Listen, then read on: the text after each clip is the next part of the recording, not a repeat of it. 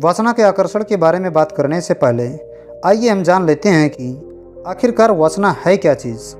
हालांकि एहसासों के स्तर पर आप वासना से बड़ी प्रकार परिचित हैं, क्योंकि एहसासों को देखा और समझा नहीं जा सकता है। इसलिए मैं आपके सामने वासना का एक ऐसा रूप प्रस्तुत करूंगा जिसे बौद्धिक स्तर पर समझना आसान हो।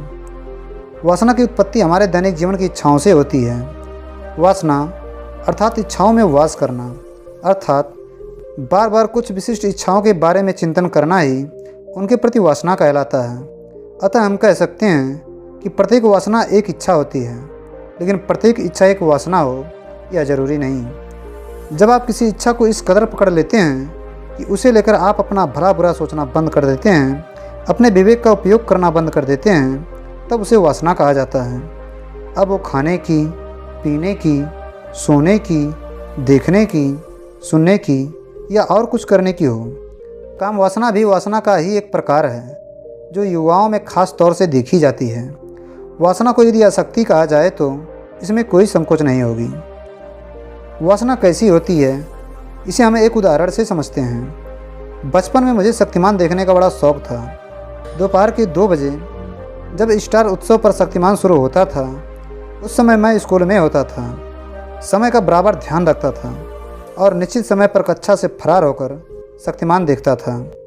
इसे मेरी वासना कहा जा सकता है, क्योंकि शक्तिमान देखने के लिए मैं अपनी कक्षा छोड़कर घर भाग आता था, अर्थात मैं अपनी पढ़ाई की उपेक्षा करता था।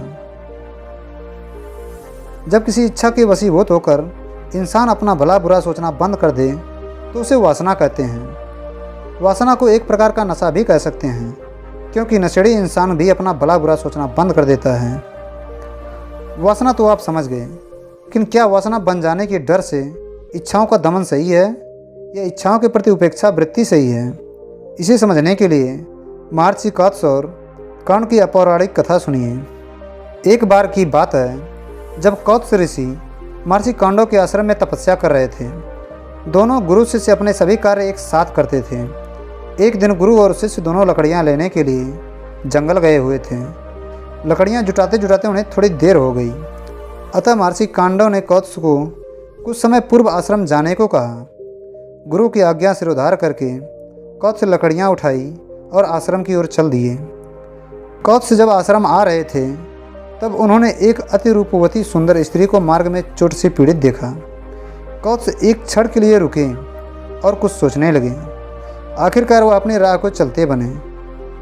कुछ समय पश्चात उसी राह से महर्षि कौंडव भी आए।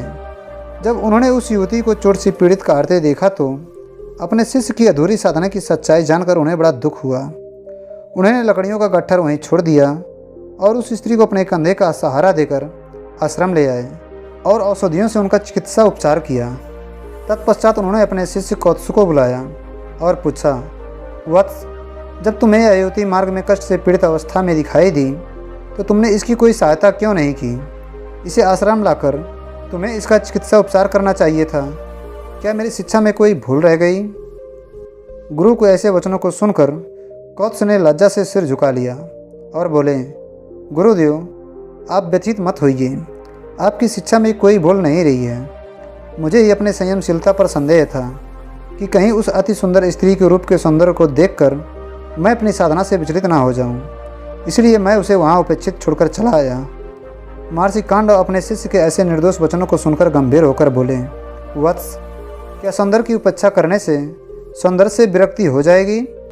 मनोभावों को छिपाने, उनकी उपेक्षा करने या दमन करने से कभी भी उनका समाधान नहीं हो सकता है। यदि तुमने ऐसा किया तो अनुकूल वातावरण में अप्रकट हुए बिना नहीं रहेंगे। इसलिए यदि वासनाओं के आकर्षण से बचना है तो उसे वैसे ही वातावरण में रहकर आत्मनियंत्रण का अभ्यास करना चाहिए। तुम मुझे एक बात बताओ, क्या तैरना कभी सूखे में सीखा जा सकता है? नहीं ना। तो आत्मनियंत्रण का अभ्यास एकांत में कैसे हो सकता है? इस कहानी से स्पष्ट होता है कि इच्छाओं का त्याग नहीं बल्कि इच्छाओं के प्रति आसक्ति अर्थात वासना का त्याग होना चाहिए। लेकिन प्रश्न अब भी ज्यों का त्यों है, वासनाओं के आकर्षण से कैसे बचें? इसका उत्तर मेरे उदाहरण में छुपा है। जैसा कि मैंने बताया है, बचपन में मुझे शक्तिमान देखने का बड़ा शौक़ था, इसलिए मैं स्कूल से भागकर शक्तिमान देखने आता था। लेकिन अब यदि मैं चाहूँ तो पूरा शक्तिमान ऑनलाइन देख सकता हूँ, लेकिन मेरी बिल्कुल भी इच्छा नहीं होती है। क्यों? क्योंकि अब मैं समझता हूँ कि मेरे पास शक्तिमान देखने से भी ज़्यादा महत्वपूर्ण कार्य पड़े हैं। बस यही रहस्य है किसी भी प्रकार की वासना से मुक्ति पाने का। जब इंसान के हाथ कोई अधिक महत्वपूर्ण चीज़ लग जाती है तो कम महत्वपूर्ण चीज़ अपने आप छूट जाती है। सोचिए, जब आप बच्चे थे तब आपको खिलौनों से बड़ा प्रेम था, लेकिन क्या अब आप खिलौनों से खेलते हैं? नहीं ना।